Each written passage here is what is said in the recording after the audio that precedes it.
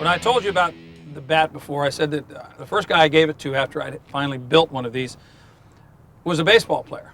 And when I gave it to him to use, he said, "Oh yeah, I get that. That's a bat. I understand that."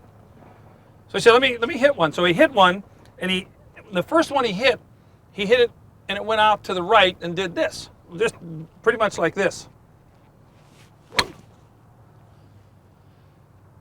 And it went over there to the right, just like that. And he turned around to me and he looked at me and he said, "I was late with the bat, wasn't I?"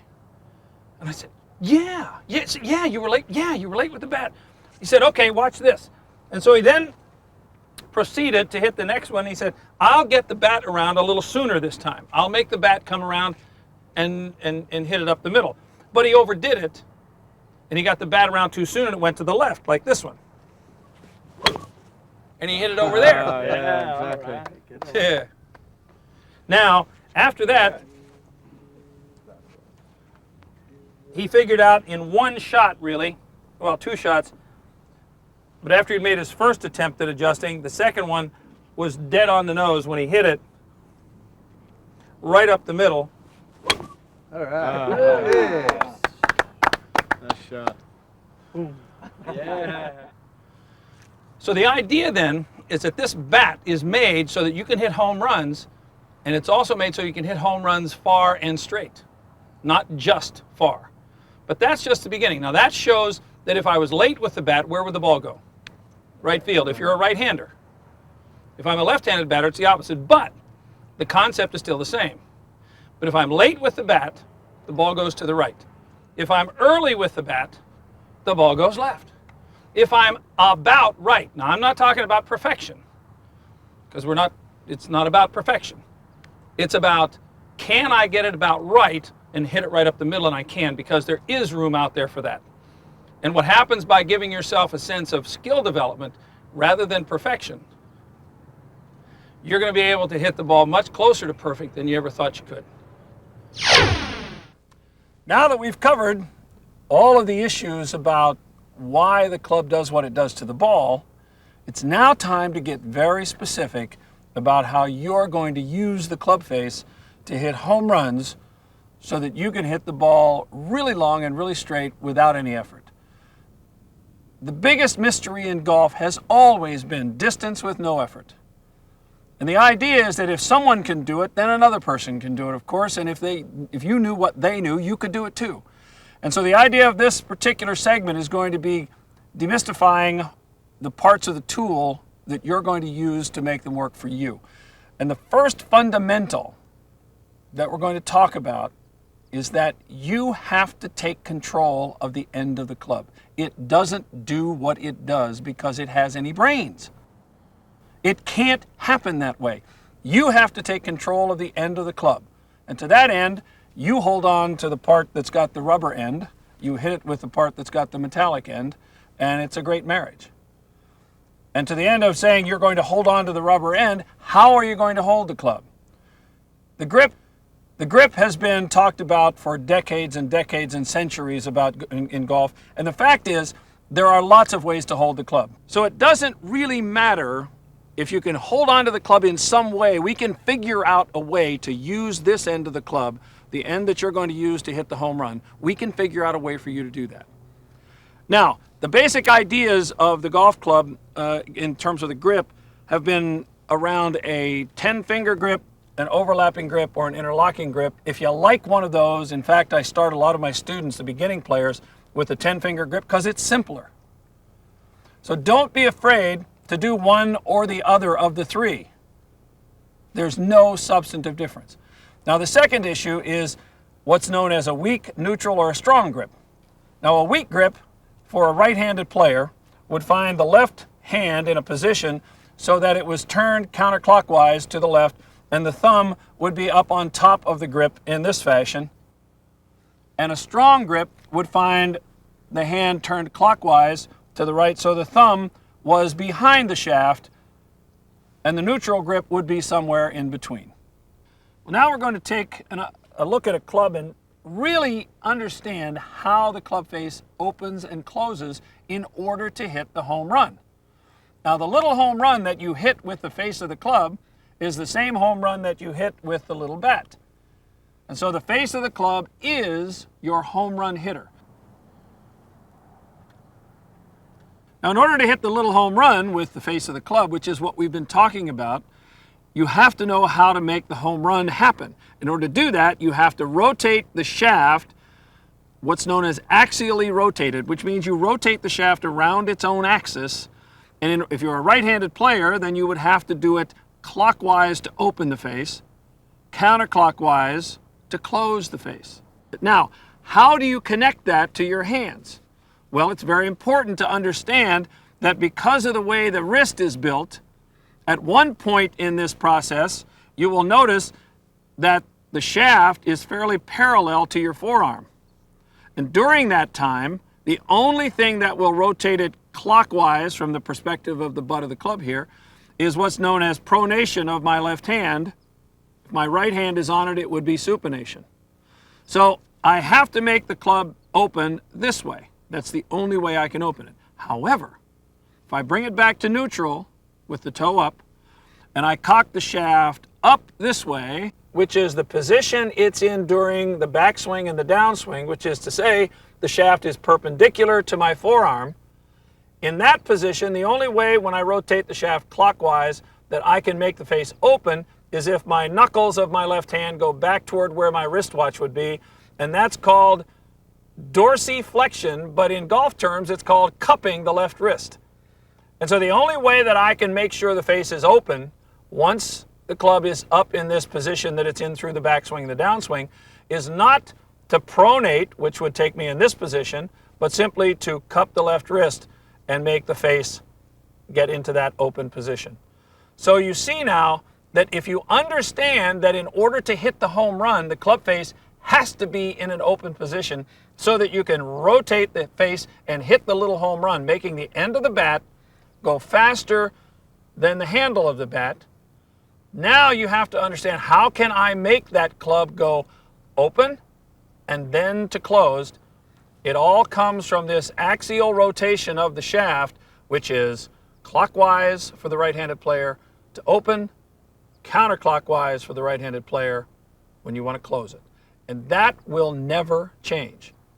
Which brings us to the next issue, which is there a drill that I could use that will open and close the face for me and give me a sensation of what my hands have to do? Well, as it turns out, what we have is called the cell phone drill, or for you couch potatoes, when you put this in your hands, this would not necessarily be your phone, but it might be your remote. So as you're sitting on the couch watching this, grab the remote so that as you hold it in the palm of your hand, the buttons are facing the sky, and then hold on to it in this fashion. Now, if you hold it out in front of you and you rotate it so that you can see the buttons, you have now opened the club face. So every time you sit in your couch and you have the remote in your hand, if you rotate this way, you have opened the club face. Not only that, but if I were going to hit the ball in this direction and I wanted to make sure the face was open, I would have to look at the buttons of my remote when it's up here at the top of the swing, then the face is open. As I come down into this position, I can turn it the opposite direction so that the buttons are facing the ground. Now it's closed. So now you don't even have to go out. You can sit at home and grab your remote, turn it to the right, look at the buttons, and now you're in the open position you need to be to hit a home run with your golf clubs. On the way forward, there's a point where you have to turn it the opposite direction so that the buttons are now facing down, and it's a wonderfully simple way to get an idea. If you had to hold it in this hand, the buttons are against your left hand. You simply move your left hand so that the buttons would be showing through your hand this way, and as you come forward, they go to the ground. So the unit that you have, whether it's your phone or your remote, gives you a wonderful drill that you can practice just sitting around at home. Look at the buttons, look at the buttons, look at the buttons disappear. That's how you get the club face in the right position.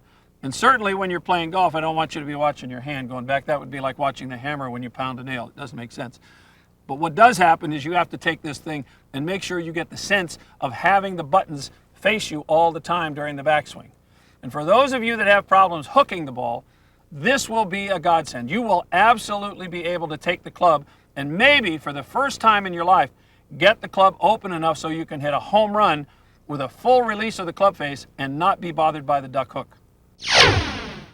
I also want to run into into a new thing that we're going to talk about, and that is I have a nail sticking down here, or sitting down here on the ground. It's a very interesting piece of equipment because if I decided that I was going to build a dome over this gorgeous driving range and practice center here at Crosby National, it would be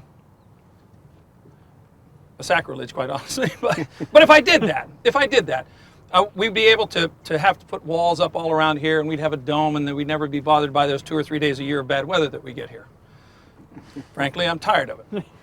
Anyway, what I would have to do is, in my own mind, as a bad decorator, what I would say to myself is, you know what I want to do? I want to put a little motif thing in here, and if I have 20,000 linear feet of baseboard at the base of the walls here, and I drilled a hole every 4 feet, about 2 inches off the ground, and I drilled a hole and I put one of these nails that has a golf ball head on it. I put this in the hole, and every 4 feet I had another one of these nails. So I have a guy drilling, I got a guy putting nails in, and I have another person coming behind with a hammer that looks like this. So now, if I put this back down here to represent one of those nails that is sitting,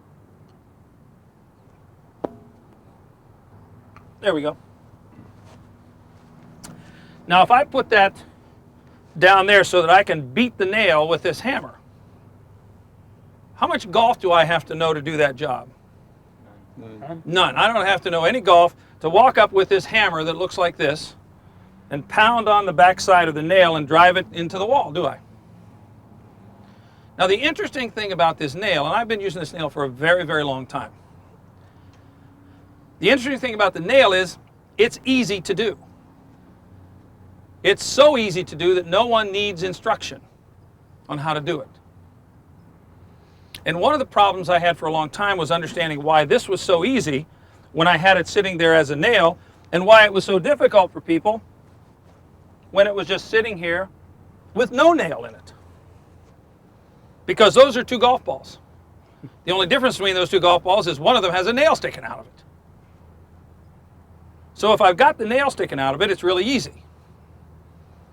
But if I take the nail away and do this to the head of the nail, now it's really hard because it's golf. You see? I put the nail back in, it's easy. I take the nail away, it's hard. Now it can't be that much more difficult to hit this ball than this ball. And to that point, let me make a point with one of the things I've seen about golf and golf instruction is that you almost seem to have to be in perfect physical condition to make a good golf swing. Well, I'm not in perfectly good physical condition, and I can still use the club to hit the ball really well, and so can you. And people who haven't gotten through this time in their lives without some infirmities think, well, I'll never be able to hit really quality golf shots because I can't make the good shoulder turn, I can't make the good leg drive, I can't do those things they tell me are so important to get power in my golf shots. Well, let's take a look at the nail, because whatever the nail tells us, that's what we need to do at the ball. If I take a look at that nail and I say, what am I going to do? Which part of the ball am I going to attack with my club when I have the nail there? The equator, the South Pole, or the North Pole? The equator. Now we've been through that, and we know that the part of the golf ball you're supposed to hit is the equator. So here we have a great example. I had a hard time at first understanding why this was so easy and why the ball over here without the nail was so hard, and I finally came to the conclusion that all the instructions about this are in the nail. You see, I don't have to write on the nail, hit me in this direction and put an arrow in there, do I? So if I have a golf club in my hand, this type of golf club, and someone said to me, look, I know your left hip's been bothering you and you can't put any weight on it, and you're about to go have a hip replacement surgery soon, but could you come over and pound some nails into the side of my wall here with this hammer? Well, of course I could do that. I don't have to shift any weight to do that job, do I? I don't have to have any weight shift at all to be able to take this hammer and pound on the back of that nail dead in that line. So the only difference between that ball and this ball is that that has a nail sticking out of it. This one has to be an imaginary nail. Now, wouldn't it be ironic if something as difficult as golf came down to this? If I ask you to imagine a nail sticking out of the ball, that's a pretty small price to pay to make golf ball striking easy to do, isn't it?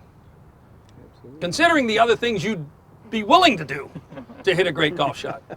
That's a pretty small price. So if you think of the nail sticking out of there and you walk up to it and you couldn't put any weight on this side, you don't have to worry about shoulder turns, leg drives, hip movements, things like that, because you don't have those. You've got a certain infirmity that just keeps you from being able to do all those great things that the teachers tell you got to have. What we're talking about here is something, that was kind of nice, wasn't it? Yeah, really good. Is something here that doesn't look like a golf swing. When I finished the shot, after I'd hit it because I couldn't shift any weight, my weight was back here and everybody said, oh, you can't play golf like that. You can't do that. Well, the question I keep asking is, can you pound that nail? Well, let me think. If I had to keep my weight on the back foot, oh yes, oh yeah, I could pound on the nail all day. What would happen if my other leg were good and my right leg were bad, or the hip was no good? Now, I can't use a whole group of muscles that I was able to use just a moment ago. Can't use them. Not available. Sorry, not available. The question has to be asked and answered is, could I, on my good left leg, without any ability to move to my right side, could I pound the nail accurately and with power? Well, the answer clearly is yes. And why can I do that? Because I have this great mechanical advantage of a tool that gives me great speed at the end of the heel and great speed added onto that on the end of the toe, so I get both of those mechanical advantages working for me. So now, standing here on my left foot, let's see if I can't beat on one here. Tell me if the bat was early or late or about on time. Ooh, on time. Right on time. On time! Nice. Look at that. Huge. Not a lot of work, right? Not a lot of effort, but a lot of output. How come? Because I know how to get the mechanical advantage out of the tool the same way you know how to get mechanical advantages out of all the tools you've ever used. It isn't about the swing. It isn't about the body. It's about getting good ball, stick, hand-eye coordination. And I had a student once who had both legs virtually incapacitated below the knees. And in that particular problem that he had, he couldn't move. He had to wear braces on both legs below the knee, plastic braces that fit inside his shoe. And he could walk, but he couldn't put a side load on either foot. He had to keep his weight dead center over both feet, which is certainly limiting in terms of your body motion. And so when he came to me, he said his teacher told him, well, if you can't shift your weight, you can't hit the ball anywhere. Well, let's see.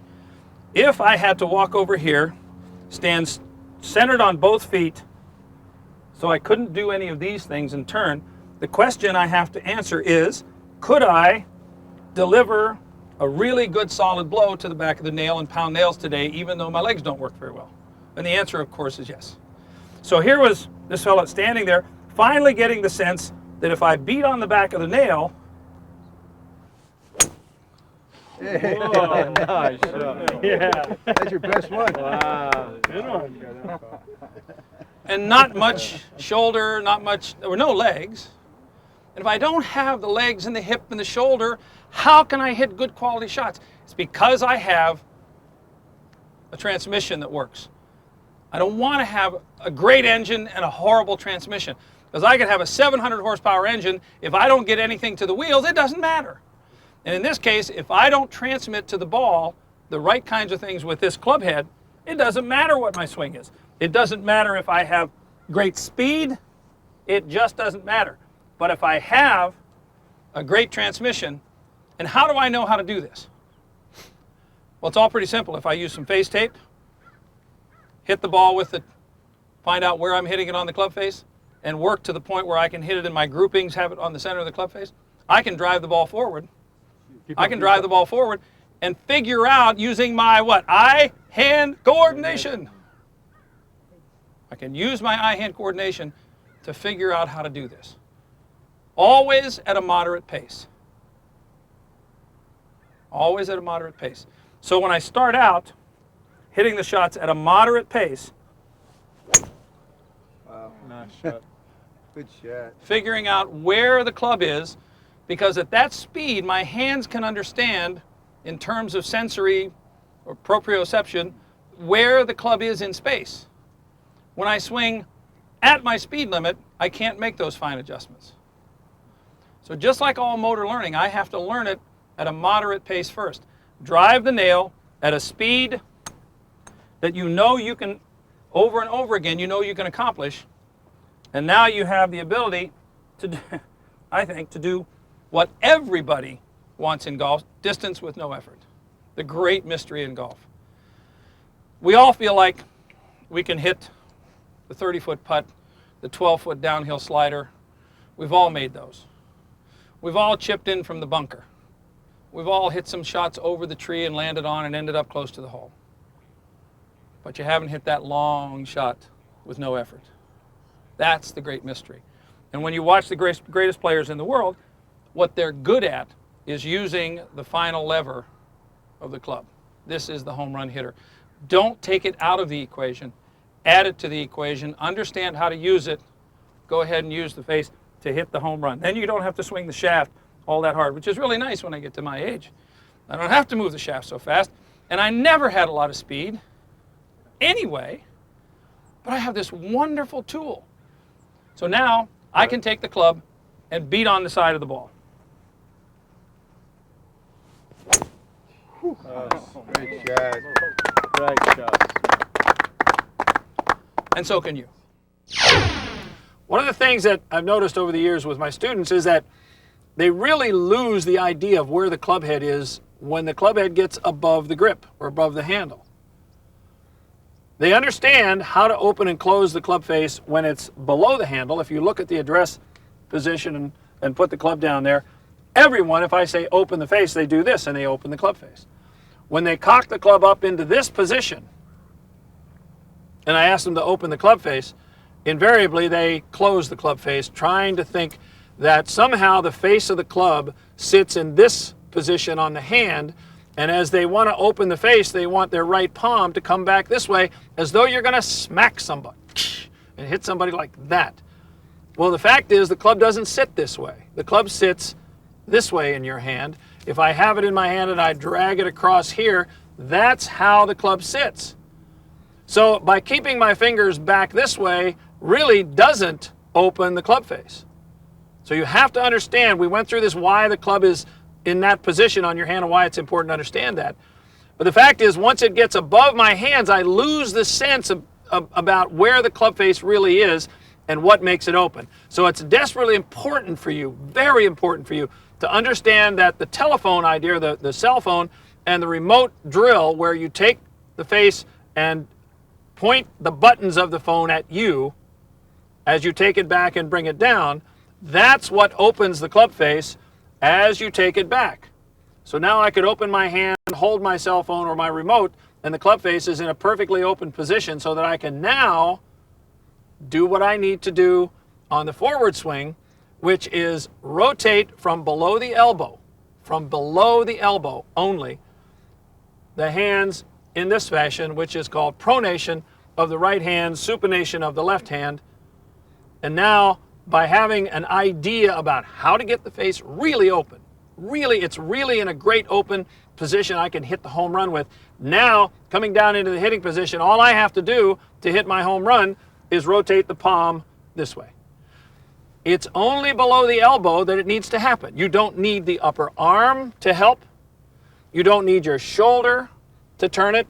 You only need below the elbow to do this. And that's where the distance with no effort happens over and over and over again. It's very much like learning to do magic, and you have little details that you work on to learn to do magic tricks. so that when you have something in your hand and you do something, your hand looks like it did an ordinary movement, and the people that are watching you do it are flummoxed by it because they don't understand what just happened. That's what happens when you see a golf shot from someone who hits it with virtually no effort and they hit it a very long way. It's because you can't see the little motion below the elbow going from here to there. The rest of the body doesn't seem to be involved. So it's a very simple idea. If you understand how to get the club face open, when it's above, it's still that little remote drill or the cell phone drill where the buttons are facing you, and then as it comes down, you turn the buttons to the ground. That's all that's necessary to hit the little home run, and that's why you can hit the ball long and straight with very little effort, because now you're transmitting all of the power that you can generate through the ball using a home run technique.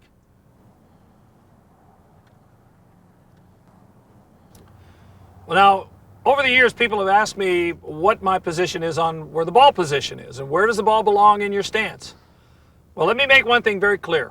When you play golf, the only time you have a level lie guaranteed, and that's not even guaranteed, is on the teeing ground.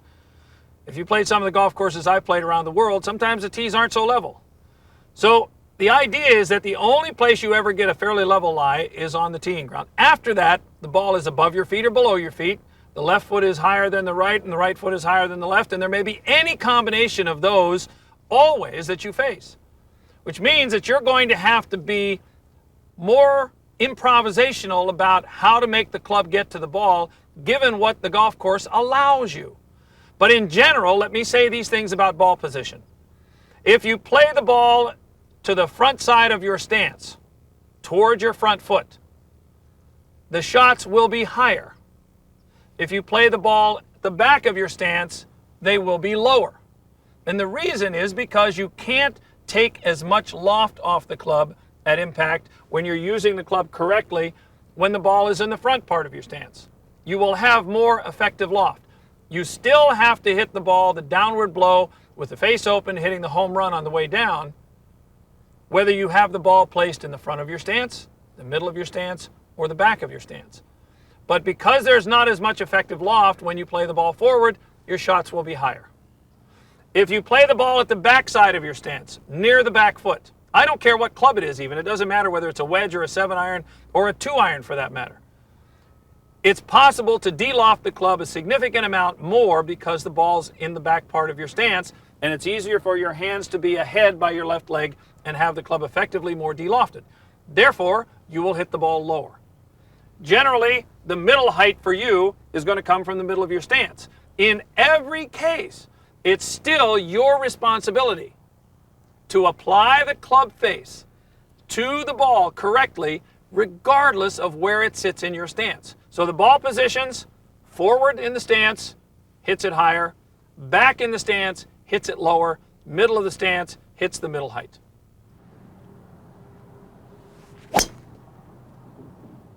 Now with the driver in terms of ball position, what I see most people do incorrectly is that they don't tend to play the ball forward enough, generally.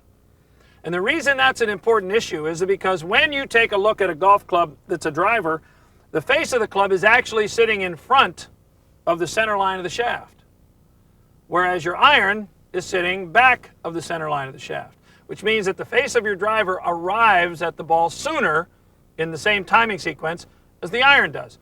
Well, because of that, you'll want to put the club or the ball position on your tee when you hit your tee shots forward towards your left foot. It helps to be able to have the same timing with a different club. So the idea then is if the ball is up off the front foot, you have now a chance to square the club face up more routinely. Now, if you take a look at how much loft there is on your driver, and if you have enough, we've seen over the last 3 years an increase in the loft on the PGA Tour of the number of degrees of loft on drivers.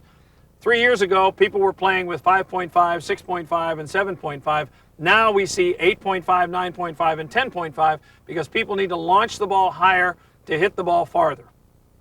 Well, if you play the ball back in your stance with the driver, as I have on this ball, now when I hit the ball the way I'd like to hit it, even if I get the face squared up, because my handle has to be out here in front to get the leverage I need, I'm de-lofting the club rather dramatically. So in order to get the golf club to do all the things you want it to do to your golf ball, play your tee shots more toward the front of your stance than toward the center.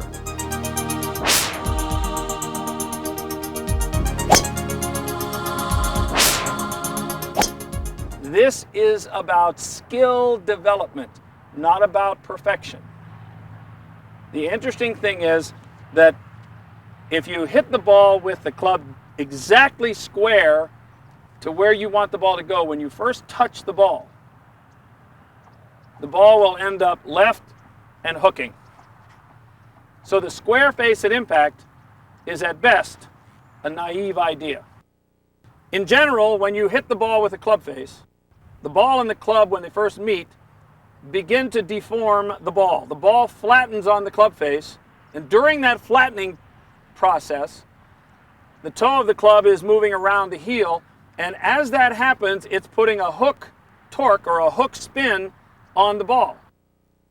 It's universal. Every single time we measure what people's clubs do, the toe rotates around the heel, and every single time you do that, it will hook. Well, if you decide that you're going to do that so late that it never gets done, then you make contact with the open face. Eventually the face turns over during every golf swing. What you want it to do is to turn over at a time when it's correct for you. So what happens is when you make contact with the ball, what you will get is about a 6-degree hook from the rotation of the face alone during the deformation phase. That means that if I hit the ball with a 6-degree open club face at first touch, and I get a 6-degree slice because of that, my 6-degree hook that comes from the deformation phase just neutralizes that, and I get a net 0 side spin. If I'm 3 degrees open with my 6-degree hook, I get a net 3-degree draw. If I'm 9 degrees open and my 6-degree hook, now I get a 3-degree fade. So I've now seen that I can be anywhere from 3 to 9 degrees open at impact with my home run being hit, and I can end up with a club or with a shot that's exactly downrange in the fairway, either a teeny draw, dead straight, or a teeny fade. That's what I'm talking about when I talk about skill development. And when I measured about 5 years ago, I was using a piece of equipment that measured the club head rotation of the best players in the world, and I noticed that when they hit shots over and over again, they would be the same, virtually the same shot. There was one after another. These great players hitting the one shot one after another, the same shot. Didn't seem to curve much, teeny bit left, teeny bit right, but it was virtually the same shot. But when we measured what the club face position was at impact, it varied 5 degrees. So now you can see that from 3 degrees open to 9 degrees open is a 6-degree range. Now you have a safety zone when you're using the club face that way, that you can swing the club into the ball with the face open enough, which is why we went through all of the business of the remote control couch potato drill, where you can get the club face open. Now that it's open enough and you bring it forward, you can now hit the home run motion and the face isn't already pre-closed. So I'm going to hit some shots here, and we're going to show you through some diagrams and so on, that, and hopefully some animation that you'll see here, that you're going to see how to use the club face against the ball.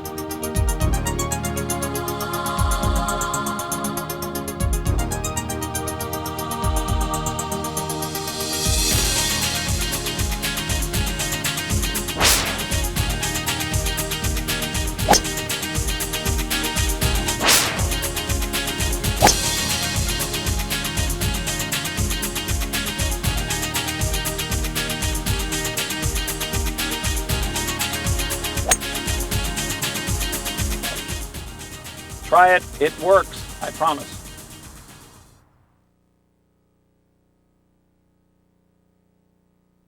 Well, I promised you I would show you how to do the trick. And I promised you I would show you how to do the card trick. You remember the card trick with the 4 aces that showed up in the middle of the deck face up. Well, as with all things, like golf, when you don't really understand some things, the trick really evolves around, actually it really revolves around the idea that there's something that you don't know. And I'm going to show you exactly what it is that you didn't know.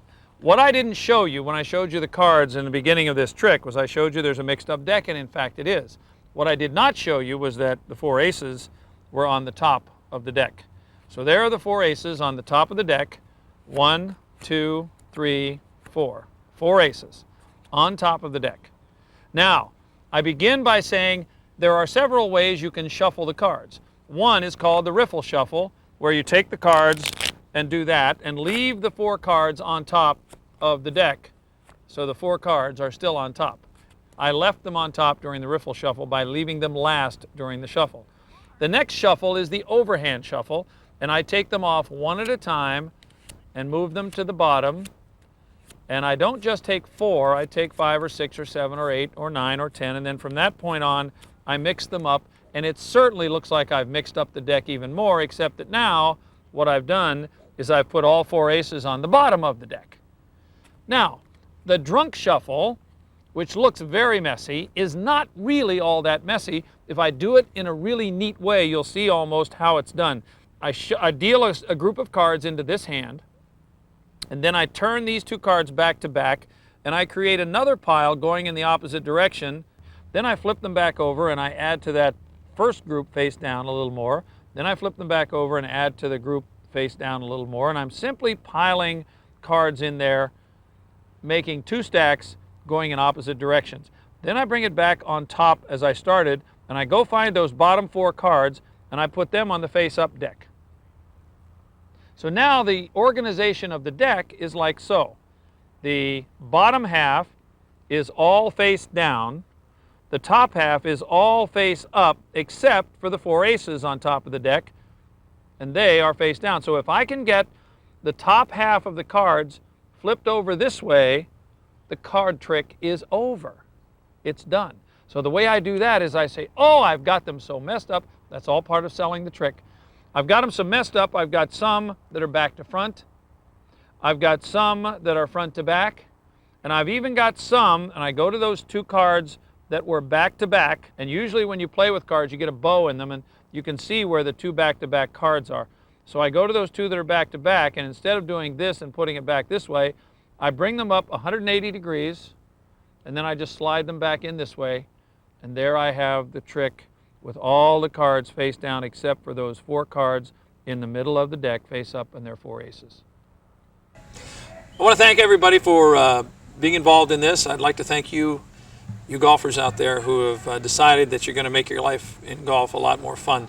And I've written a little song called Down on the Ball, just to give you an idea and remind you that when you got the ball on the ground, you got to hit down on the ball, the nail's tilted down, you go after it. Let's see what that sounds like.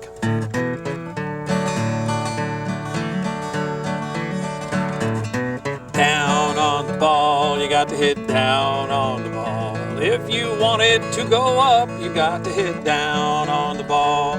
If you want it to fly way on up in the sky, you have got to hit down on the ball. Down on the ball, everybody down on the ball. If you want it to go up, you got to hit down on the ball. You want it to fly up in the sky, you have got to hit down on the ball. I want to thank everybody that was involved in this project. It's taken 40 years to get it done, and I'm glad you're part of it. Thank you ever so much.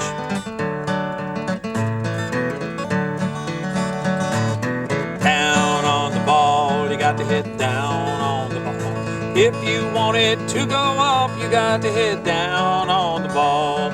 You want it to fly way up in the sky, you have got to hit down on the ball. Down on the ball, you got to hit down on the ball. Want it to go up, hit down on the ball. If you want it to fly way up in the sky, you got to hit down on the ball.